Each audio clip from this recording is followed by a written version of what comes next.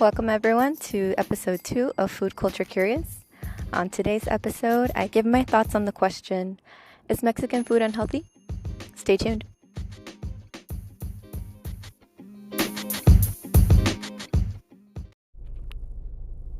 Hi everyone, welcome to Food Culture Curious. My name is Areli. I am your host. I am a registered dietitian on a mission to improve cultural competency among health professionals. So today we have the topic of, is Mexican food unhealthy? And if I do nothing else with this podcast, I wanted to make this episode.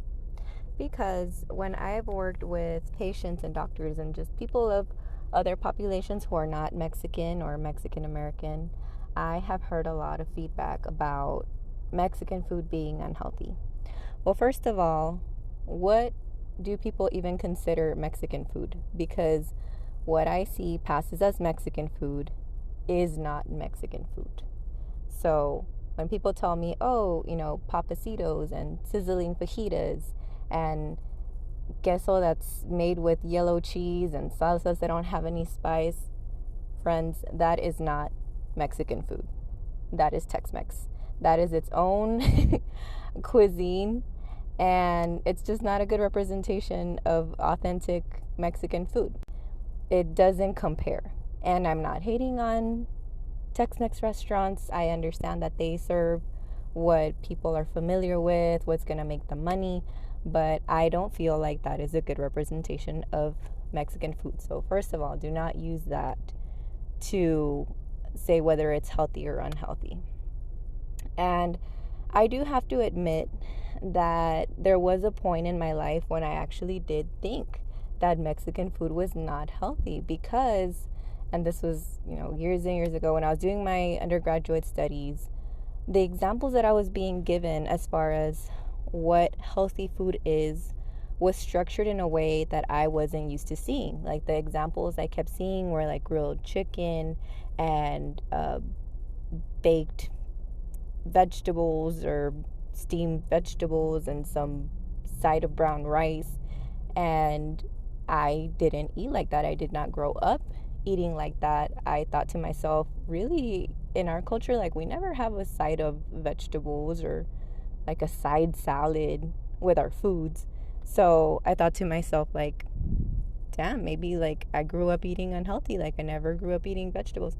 But that obviously is so wrong.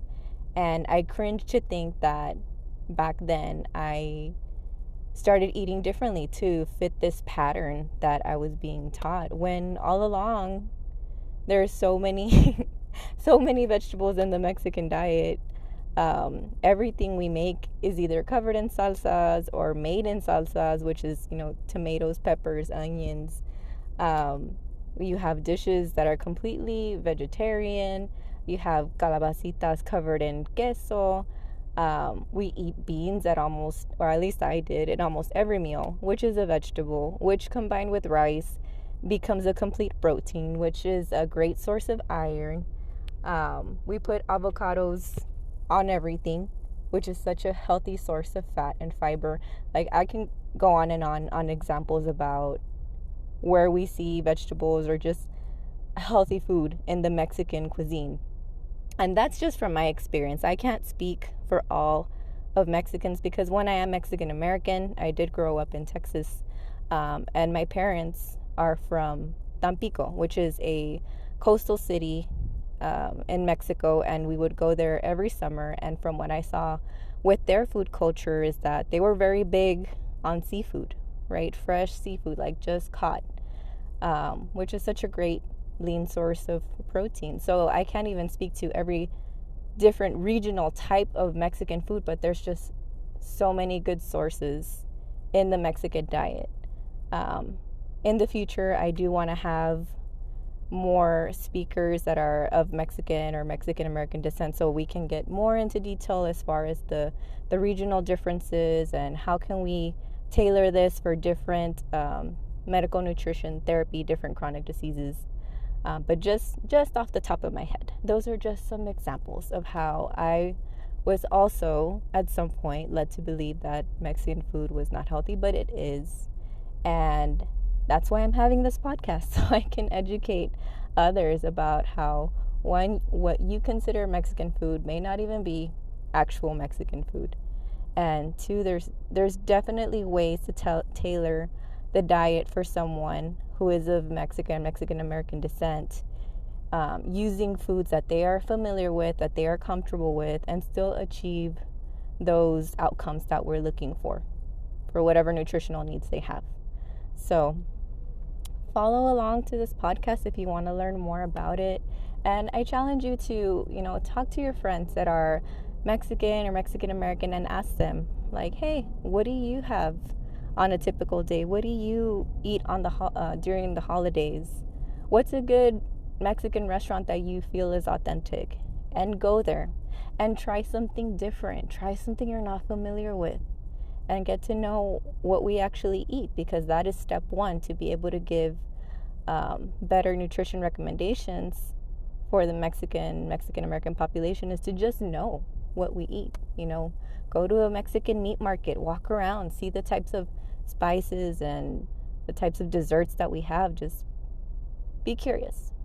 So that's it for today. But if you have any questions, as always, hit me up on Latina Kidney Dietitian on Instagram.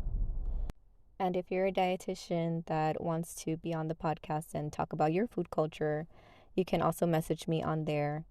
Y'all, I am astounded by how many dietitians have reached out wanting to be on the podcast. It just makes me feel so good that this is such an important topic for other dietitians like myself. And the interest that people have shown just is very validating that this is something that's needed. I've had people message me saying, stay the course, like we really need something like this, and that's just awesome. So thank you guys so much for those of you that have reached out, and I'm excited to see where this goes and to create more episodes.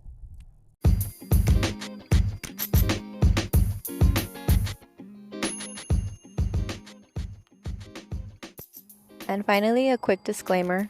Food Culture Curious is for educational and entertainment purposes only. I am a registered dietitian, but I am not your registered dietitian. If you have any healthcare concerns, please speak to a doctor. Thank you for listening.